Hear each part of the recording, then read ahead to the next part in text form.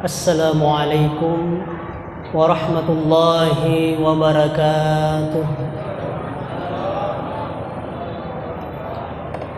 Alhamdulillahi rabbil alamin wa bihi nasta'inu ala umuri dunya waddin. Wassalatu wassalamu ala asyrafil anbiya'i wal mursalin sayyidina Muhammadin wa ala alihi wa ashabihi ajma'in, amma ba'd.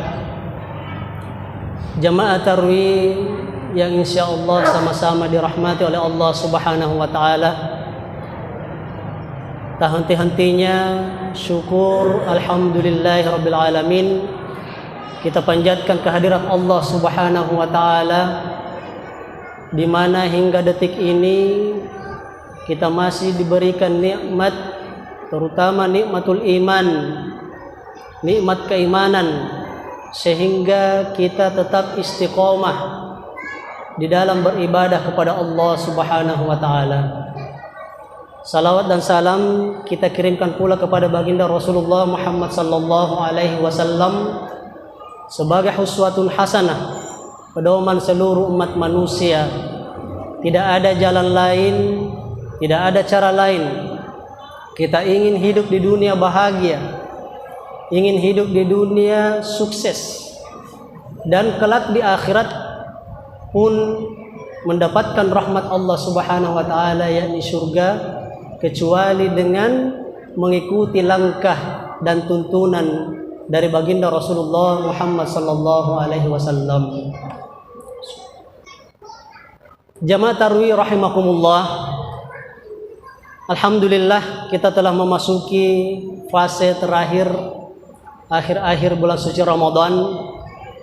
21 hari telah kita lalui dengan berpuasa di siang hari Ramadan. Namanya manusia biasa, berpuasa selama 21 hari tentu menguras fisik, menguras tenaga. Mungkin sudah ada di antara kita jamaah yang sudah mulai loyo-loyo sedikit, lemas-lemas sedikit, ya. Terbukti tadi waktu salat Isya banyak saya dengar sudah batuk-batuk, ya. Tentu insya Allah batuk-batuknya ini cuma hanya karena kurang minum air, dan insya Allah akan diganjar pahala oleh Allah Subhanahu wa taala. Amin. Jamaah Tarwih rahimakumullah. Adapun tema ceramah kita pada malam hari ini insya Allah adalah kemuliaan doa. Kemuliaan doa. Doa adalah salah satu sarana, fasilitas yang diberikan oleh Allah Subhanahu wa taala kepada hambanya untuk, ya, mengeluarkan seluruh hajatnya di hadapan Allah Subhanahu wa taala. Tidak satu makhluk pun di dunia ini, khususnya manusia, kecuali ia memiliki hajat kepada Allah Subhanahu wa taala. Pasti butuh kepada Allah. Meskipun kita lihat ada manusia yang sepertinya kaya raya, ya, nikmatnya melimpah, jangan harap ia tidak butuh lagi kepada Allah Subhanahu wa taala. Minimal ia berdoa kepada Allah, ya Allah jagalah hartaku. Ini minimal. Olehnya jamaah Tarwih rahimakumullah, kita dituntut bahkan diperintahkan oleh Allah Subhanahu wa taala untuk sebanyak-banyaknya berdoa kepada Allah Subhanahu wa taala. Apalagi kita masuk di bulan suci Ramadan, salah satu waktu yang mustajab kata ulama, kita memanjatkan doa di hadapan Allah Subhanahu wa taala di bulan suci Ramadan. Banyak dalil mengatakan bahwa barang siapa yang berpuasa, ya, makbul doanya. Ketika ia hendak berbuka puasa, disitulah salah satu waktu makbul berdoa di hadapan Allah Subhanahu wa taala. Pada waktu sahur makbul lagi, sepertiga malam makbul. Ya. Rasulullah sallallahu alaihi wasallam bersabda, "Ad-du'a huwal ibadah." Doa adalah ibadah, kata Rasulullah sallallahu alaihi wasallam. Artinya hajat kita dipenuhi ataupun tidak oleh Allah Subhanahu wa taala, langsung dipenuhi atau ditunda oleh Allah Subhanahu wa taala pada saat kita mengucapkan Allahumma ya Allah, maka pada saat itu kita sudah mendapatkan pahala oleh Allah Subhanahu wa taala. Ad-du'a huwal ibadah. Karena doa adalah ibadah pada Allah. Kemudian di hadis yang lain Rasulullah sallallahu alaihi wasallam bersabda, "Laisa syai' ya akramu 'ala Allah." Tidak ada ibadah yang lain yang lebih mulia di hadapan Allah Subhanahu wa taala minad du'a, dibanding doa. Begitu mulianya doa. Ya. Jadi semakin kita berdoa kepada Allah Subhanahu wa taala, semakin kedudukan kita mulia di hadapan Allah. Semakin Allah angkat derajat kita dengan berdoa. Berbeda kalau kita meminta kepada manusia. Boleh kita meminta kepada manusia, tetapi bergantung kepada manusia dilarang. Ya. Tetapi kalau Allah terbalik, semakin berdoa semakin mulia. Semakin berdoa semakin kedudukan kita tinggi di hadapan Allah Subhanahu wa taala. Bahkan kata Rasulullah sallallahu alaihi wasallam, ya. Beliau pernah bersabda, "Man lam yada'ullah ghadiballah." Barang siapa yang enggan berdoa kepada Allah, malas berdoa, ghadiballah, justru Allah murka kepadanya. Terbalik. Iya. Kalau manusia semakin kita meminta semakin dia marah. Kita ambil satu contoh misalnya. Ya, kita ambil contoh ibu-ibu. Ya, supaya lebih mudah difahami. Ibu-ibu misalnya ada tetangganya minta uang atau tidak usah minta, pinjam saja. Ya.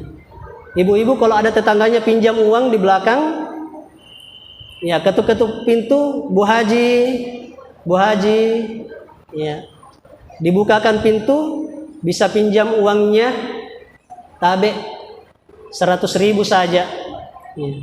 Pinjaman yang pertama Bu Haji bilang boleh, tidak ada masalah, diberikan uang pinjaman. 2 hari kemudian datang lagi, Bu Haji, pinjam uang tak? Berapa? 200.000. Tadi 100.000, ini 200.000. Bu Haji bilang boleh, ya, 200.000. 3 hari kemudian datang lagi, Bu Haji.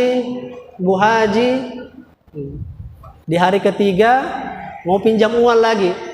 Lama dibukakan pintu sama Bu Haji, karena Bu Haji sudah mulai sudah mulai tidak ikhlas, namanya manusia biasa. Ya. Begitu dia pinjam yang ketiga kalinya, bisa saja ditolak. Ya. Pinjaman yang pertama belum dibayar, yang kedua belum dibayar, yang ketiga mau pinjam lagi. Ya. Inilah manusia.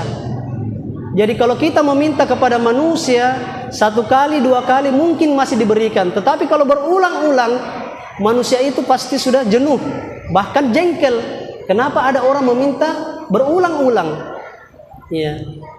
Dan ini manusia biasa. Tetapi Allah berbeda, jamaah tarawih rahimakumullah. Semakin kita meminta kepada Allah, semakin mulia kita di hadapan Allah Subhanahu wa taala. Semakin kita merengek di hadapan Allah, semakin kita bermunajat di hadapan Allah, semakin kita bermanja-manja di hadapan Allah Subhanahu wa taala, mengeluarkan isi hati kita, curhat kepada Allah, mengeluarkan hajat kita di hadapan Allah Subhanahu wa taala, semakin Allah cinta kepada kita, semakin derajat kita diangkat oleh Allah Subhanahu wa taala. Kalau manusia terbalik, semakin banyak kita meminta kepada manusia, semakin rendah derajat kita di hadapan manusia. Berbeda. Olehnya jamaah tarawih rahimakumullah, mumpung masih di bulan suci Ramadan, mari kita perbanyak munajat di hadapan Allah Subhanahu wa taala. Pasti di antara kita tidak satupun di antara kita yang tidak punya hajat. Mungkin ada yang di antara kita yang kena penyakit, ya. Berdoa di hadapan Allah Subhanahu wa taala, berdoa. Ya. Allah Subhanahu wa taala berfirman, "Ud'uni astajib lakum." Berdoalah kepada aku, pasti aku akan ijabah. Pasti kata Allah. Ya, akan tetapi para ulama menafsirkan pastinya di sini ada beberapa kemungkinan. Yang pertama, langsung kontan dijawab oleh Allah Subhanahu wa taala. Begitu kita meminta Allahumma ya Allah, langsung diberikan. Ini opsi yang pertama. Opsi yang kedua, ditunda oleh Allah Subhanahu wa taala. Opsi yang ketiga, diganti oleh Allah Subhanahu wa taala dengan yang lebih baik. Ini yang biasa kita tidak sadar. Kita meminta, ya Allah berikanlah saya harta ya Allah, saya mau beli mobil. Ya Allah berikanlah saya harta, saya mau beli motor misalnya, motor baru. Tetapi Allah alim, Allah maha mengetahui, Allah tahu apa yang dibutuhkan, yang paling dibutuhkan oleh hambanya. Pada saat ini misalnya Allah mengatakan, kamu belum butuh mobil, kamu belum butuh motor. Yang kamu butuhkan adalah kesehatan. Allah ganti dengan kesehatan. Karena mungkin Allah tahu, kalau kita diberikan fasilitas motor, ya sudah tidak hadir lagi di masjid. Padahal waktu dia keadaannya biasa-biasa saja, kehidupannya sederhana, setiap hari di masjid hadir 5 waktu sehari.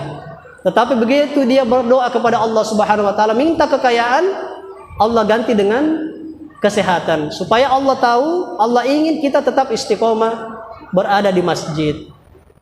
Allah lebih tahu apa yang dibutuhkan oleh hambanya.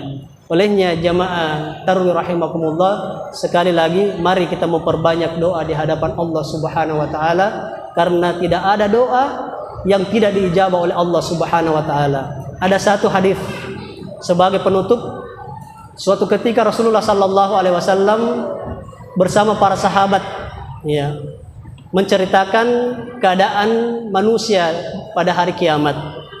Beliau bersabda, kelak pada hari kiamat ketika timbangan amal telah dibuka oleh Allah Subhanahu wa taala, maka datanglah bergunung-gunung pahala. Ya, bergunung-gunung pahala diberikan kepada manusia. Lantas manusia tersebut bertanya kepada Allah, ya Allah, ini pahala apa ya Allah? Saya seingat saya tidak pernah melakukan pahala semulia ini. Saya tidak pernah melakukan amal seperti ini ya Allah. Ini pahala apa? Maka Allah Subhanahu wa taala berfirman pada saat itu, inilah hambaku, balasan daripada doa-doa kalian di dunia yang belum saya kabulkan, yang belum saya ijabah di dunia, maka di akhirat saya ganti dengan pahala yang begitu besar. Maka pada saat itu kata Rasulullah, seluruh manusia berharap tidak satupun doanya di dunia diijabah oleh Allah Subhanahu wa taala, cukuplah diganti dengan pahala yang begitu besar di hari kemudian. Sehingga insya Allah di bulan suci Ramadan ini, sekali lagi marilah kita memperbanyak ibadah di hadapan Allah Subhanahu wa taala. Terakhir sebagai penutup, jangan lupakan satu doa, ya. Apa itu? Rabbana taqabbal minna innaka antas samiul alim. Ya Allah, terimalah segala amal ibadah kami, ya. Di dalam salat kita selalu berdoa, ya, jangan lupakan doa ini. Karena ibadah-ibadah yang kita lakukan selama bulan suci Ramadan belum ada jaminan diterima oleh Allah Subhanahu wa taala. Bahkan Umar bin Khattab radhiyallahu taala an pun pernah mengatakan di akhir-akhir hayat beliau pernah mengatakan, saya takut jika amal ibadah saya tidak diterima oleh Allah Subhanahu wa taala. Saya takut.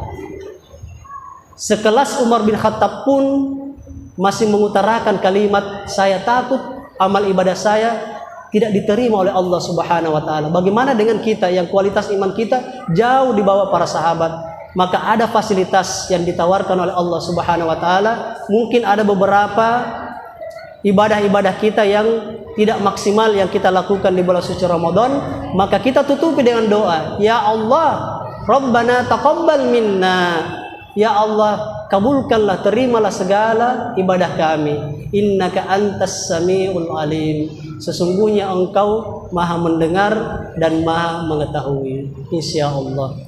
Saya kira sekian, lebih dan kurangnya mohon dimaafkan insyaallah. Wallahul hadi ilas siratal mustaqim.